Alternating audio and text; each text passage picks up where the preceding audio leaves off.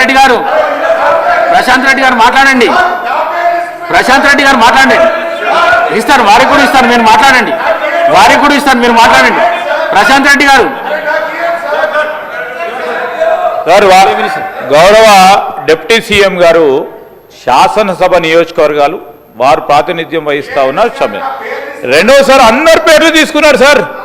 అందరి పేర్లు, అందరికి సమయం ఇస్తే ఎట్లా సార్? వారి పార్టీ పరంగా మీరు ప్రశాంత్ రెడ్డి గారికి అవకాశం ఇచ్చారు. పార్టీ పరంగా ఉంటే చెప్పండి. పల్లారాజేశ్వర రెడ్డి గారు, పల్లారాజేశ్వర రెడ్డి గారు అధ్యక్ష, పల్లారాజేశ్వర రెడ్డి గారు చెప్పండి. అధ్యక్ష ప్రశాంత్ రెడ్డి గారు సార్, ఇప్పుడు పల్లారాజేశ్వర రెడ్డి గారు మాట్లాడుతూ గవర్నర్ గారి ప్రసంగం మీద మాట్లాడుతూ రుణమాఫీ మీద మాట్లాడారు సార్. గవర్నర్ గారి ప్రసంగం రిప్లై ఏమో సీఎం గారు చేసేది ఉండే సార్.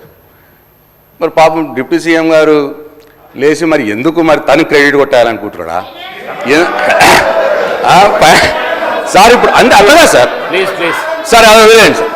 సరిగా వాళ్ళిద్దరి మధ్య పంచాయతీ నాకెందుకు సార్, కానీ అది వదిలేయండి సరిగా సార్. సార్ ఇప్పుడు వారు రుణమాఫీ మీద బాల్కొండ నియోజకవర్గం విషయం చెప్పారు సార్. సార్ రుణమాఫీలో బాల్కొండ నియోజకవర్గంలో 51,000 మంది రైతులు ఉంటే ఇప్పటికైంది సార్ 20,000 మందికి అయింది సార్. ఇంకా 31,000 మందికి కావాలి సార్. వాళ్ళని చెక్ చేసుకోమనండి సార్, మళ్ళీ రిప్లైలో చెప్పానండి సార్. వాళ్ళు చెక్ చేసుకొని మళ్ళీ రిప్లైలో చెప్పానండి. ఒకటి నంబర్ 1. నంబర్ 2, మేము టీఆర్ఎస్ ప్రభుత్వంలో ఉన్నప్పుడు రెండు విడతలుగా మేము రుణమాఫీ చేసిన అమౌంట్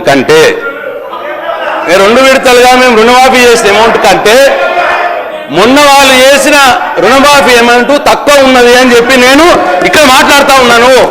దాన్ని కూడా వివరాల ప్రకారం తీసుకొని నాకు చెప్పానండి సార్. వాళ్ళ రిప్లైలో చెప్పానండి సార్.